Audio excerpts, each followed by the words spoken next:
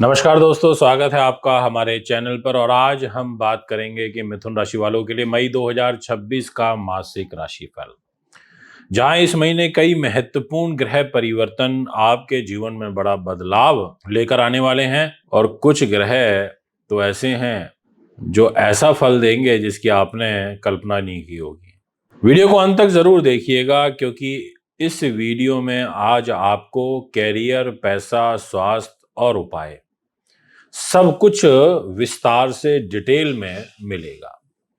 Transit की detail को आइए समझ लेते हैं, क्योंकि वो तो बहुत जरूरी है कि आखिर किस डेट में कौन से ग्रह का ट्रांजिट होगा। तो दिनांक 15 मई सुबह 6 बजे सूर्य ग्रह वृषभ राशि में 2 नंबर में चले जाएंगे। मंगल ग्रह 11 मई को अपनी ही राशि में मेष में 1 नंबर में बहुत लंबे समय बाद वापस आएंगे।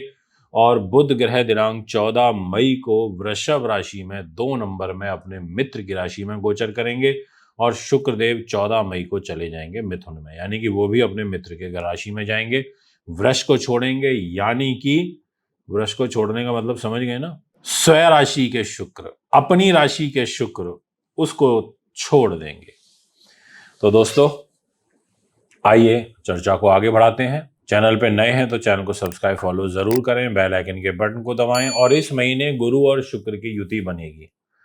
अब वो युति कब से बनेगी? 14 मई से बनेगी, क्योंकि 3 नंबर में गुरु, 3 नंबर में शुक्र, 2 ग्रह एक साथ बैठे होंगे, दोनों ज्ञानी होंगे, तो आकर्षण बढ़ेगा, भाग्य मजबूत होगा, ग्रोथ, ज्ञान, आध्यात्म, धर्म, कर्म, ये सब चीजें बलवान हो जाएंगे। मंगल ग्रह आपके गोचर कर जाएंगे 11वें भाव में, पर अभी नहीं, 11 मई को जहां 1 नंबर लिखा है वहां आ जाएंगे, स्वग्रही हो जाएंगे। ज्योतिष का नियम है कि अगर लाभ के घर में लाभेश आ जाए, यानी कि उस घर का मालिक आ जाए, तो वो आय में बढ़ोतरी करता है, वो आपको लाभ देता है। पर वो स्थिति बनेगी आपकी 11 मई के बाद। सूर्य और बुध, ये जरूर एक योग ऐसा है जो आपके लिए थोड़ा सा तनावकारी रह सकता है, क्योंकि ये दोनों ग्रह इकट्ठे हो जाएंगे और खर्च और मानसिक तनाव, मानसिक थकान, ये सब आपको 12वें भाव में, यानी कि जहाँ 2 नंबर लिखा है वहाँ जैसे ही 15 तारीख को सूर्य आएंगे और शुक्र भी वहाँ पर रहेंगे 14 मई से, तो एक तरीके से खर्चों की अधिकता होगी। या आप इस बात को ऐसे भी समझ सकते हैं कि आपकी राशि का लॉर्ड, यानी कि 3 नंबर राशि का लॉर्ड 2 नंबर में चला जाएगा, उल्टा चला जाएगा, बैक गियर लग जाएगा, तो वो एक तरीके से उसका ड्रॉबैक भी होता है। तो एक कुल मिलाकर के बात ये कहना चाहूँगा कि कमाई जो है वो आपकी बढ़ेगी, आपकी जो पर्सनैलिटी है, व्यक्तित्व है, वो चमकेगा, लेकिन जो खर्चों की अधिकता है वो भी बढ़ेगी। आइए सबसे पहले समझ लेते हैं जो डिस्प्ले में कुंडली लगी हुई है उसके माध्यम से कि आखिर आपका मान सम्मान कैसा रहेगा। तो मैं बहुत अच्छे तरीके से और विस्तार से ये कहना चाहूँगा कि टॉप रहेगा, बहुत अच्छा रहेगा, किसी प्रकार की कोई आपके व्यक्तित्व में कमी नहीं रहेगी। और इनफैक्ट 14 मई से आपके गुरु शुक्र की युति बनने के बाद में आपके 4 चांद लग जाएंगे मान सम्मान में। लोग आपसे स्वतः जुड़ेंगे। अगर आप पॉलिटिक्स में हैं, आप आध्यात्म में हैं, टीचिंग में हैं, अकाउंट्स में हैं, आप पुस्तक विक्रेता हैं, लेखन संपादन का काम करते हैं, बहुत ज़बरदस्त रिजल्ट आपको मिलेंगे, इसमें कोई दो राय नहीं है। अगर अब हम बात करें आपके बिजनेस ग्रोथ की, देखिए मंगल और शनि 12 नंबर में बैठे हैं और वही घर है आपके कैरियर का, और उस घर का लॉर्ड है जुपिटर यानी कि गुरु, और वो बैठा है खुद आपकी राशि के अंदर। अब ऐसी स्थिति में कैरियर और जो बिजनेस वाली जो पोजीशन है, मेहनत ज़्यादा होगी, क्लियरली बोल रहा हूँ मैं आपको, रिजल्ट धीरे आएंगे, मेहनत का फल मिलेगा पर धीरे धीरे मिलेगा। राहु आपके 9वें घर में बैठे हैं, यानी कि जहाँ 11 नंबर लिखा है, अब वो अचानक भाग्य का साथ तो देते हैं, इसमें तो कोई दो राय नहीं है, परंतु समस्या क्या है, स्लो ग्रह बैठा है। शनि भी स्लो है जो कैरियर के घर में बैठा है, राहु भी स्लो है जो भाग्य के घर में डेस्टिनी पे बैठा है, जहाँ 11 नंबर लिखा है, तो स्लो रिजल्ट देंगे। अभी अगर आपको प्रमोशन से रिलेटेड कोई फाइल लगानी है तो आप 15 तारीख के बाद लगाइएगा, कोई नई जिम्मेदारी आपको मिल सकती है। बिजनेस में मैं ये कह सकता हूँ कि यदि आप नेटवर्किंग से रिलेटेड कार्य करते हैं तो अच्छा रहेगा, सोशल मीडिया या फिर मार्केटिंग रिलेटेड फील्ड में हैं तो आपको अच्छा लाभ मिलेगा 11 मई के बाद। देखिए अर्थ ये बड़ा महत्वपूर्ण प्रश्न होता है, क्योंकि हर व्यक्ति मेरे सामने ये प्रश्न ज़रूर करता है कि आखिर हमारा आर्थिक उदय कैसा होगा। तो मैं कहना चाहूँगा कि आय के दृष्टिकोण से जहाँ लिखा है 4 नंबर, वो घर है आपकी आय का, यानी कि वहाँ का लॉर्ड है चंद्रमा, और उस घर पर मंगल की नीच दृष्टि रहेगी। तो मंगल की नीच दृष्टि रहेगी, कब से रहेगी? वो रहेगी आपके 11 तारीख से।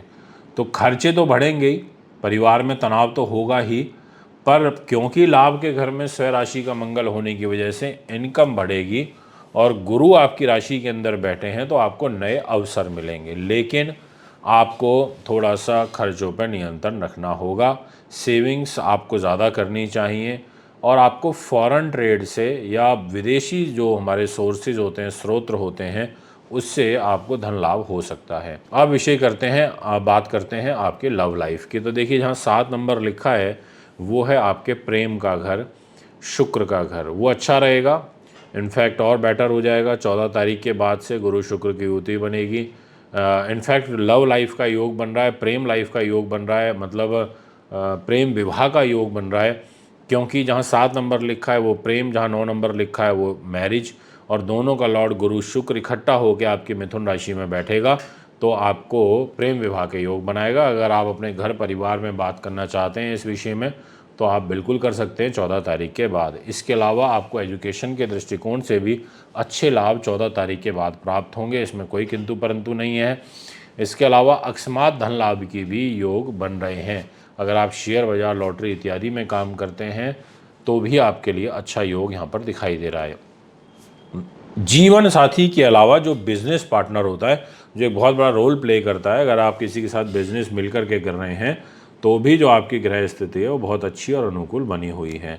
इसमें कोई किंतु परंतु नहीं है, इसमें कोई दो मत नहीं है, ये मैं आपसे कहना चाहूँगा। यानी कि गुरु शुक्र का योग आपके लिए काफ़ी अच्छा है और काफ़ी उन्नतिवर्धक है। अब बात करते हैं कि आखिर आपकी हेल्थ कैसी रहेगी। तो हेल्थ के दृष्टिकोण से मैं ये अवश्य कहना चाहूँगा कि आपको स्वास्थ्य का तो ध्यान रखना ही होगा, क्योंकि मंगल के पास ये डिपार्टमेंट है जहाँ 8 नंबर लिख रहा है, और मंगल जो है वो मिथुन राशि वालों के लिए उतना अच्छा रिजल्ट नहीं दे पाता, और वो छठे से छठे का मालिक है, तो ब्लड प्रेशर देना, गुप्त शत्रुओं से भय भ्रम देना, ऐसी स्थिति यहाँ पर निर्मित होगी। इसके अलावा अगर हम बात करें सुख साधन, प्रॉपर्टी, वाहन और ज़मीन जायदाद की, तो मैं आपसे ये निसंकोच भाव से कह सकता हूँ कि ये सब चीज़ें आप खरीद सकते हैं। ग्रह योग अच्छे हैं, पॉजिटिव हैं। 14 तारीख के बाद बिल्कुल लीजिए, कोई दिक्कत वाली बात नहीं है। और इसके अलावा आयु में जो आपसे छोटे हैं उनसे थोड़ा सा विशेष सावधान रहना होगा, ये मैं आपसे अवश्य कहना चाहूँगा। दोस्तों, इतना ही नहीं, कुछ और ऐसी महत्वपूर्ण बातें हैं, जैसे आपका जो केतु ग्रह है जो कि आपके 3rd हाउस में बैठा हुआ है, तो यानी कि कम्युनिकेशन में कमी की वजह से अपने ख़ास लोगों से कोई गलतफहमी क्रिएट हो जाना, ऐसी स्थिति बन सकती है। नींद प्रॉपर लें आप, और जो स्क्रीन टाइम होता है वो आप थोड़ा सा कम कर दें, ये मैं आपसे ज़रूर कहना चाहूँगा। इसके अलावा परिवार के दृष्टिकोण से पारिवारिक लोगों से सपोर्ट मिलेगा, ऐसा नहीं है कि नहीं मिलेगा, काम चलाओ मिलता रहेगा। और सावधानियों में मैं केवल ये कहूँगा कि खर्चे और नियंत्रण, कम्युनिकेशन को बेटर करना है, और ओवर थिंकिंग से आपको बचना है। उपाय के तौर पर ये कहूँगा कि गणेश जी की पूजा करें, गुरुवार को पीली जो वस्तु हैं उसका आपको दान करना चाहिए। रोज़ ओम बुधाय नमः मंत्र का जाप करें, या श्री गणेशाय नमः का जाप करें। सफ़ेद वस्त्र आपको पहनने चाहिए, वो आपके लिए ज़्यादा अच्छा रहेगा। और ये है आपका ओवरऑल पूरे के पूरे महीने का राशिफल। यदि आप भी अपनी कुंडली बनवाना चाहते हैं, दिखाना चाहते हैं, पूजा पाठ या रत्न रुद्राक्ष लेना चाहते हैं, तो आप में संपर्क कर सकते हैं। नमस्कार।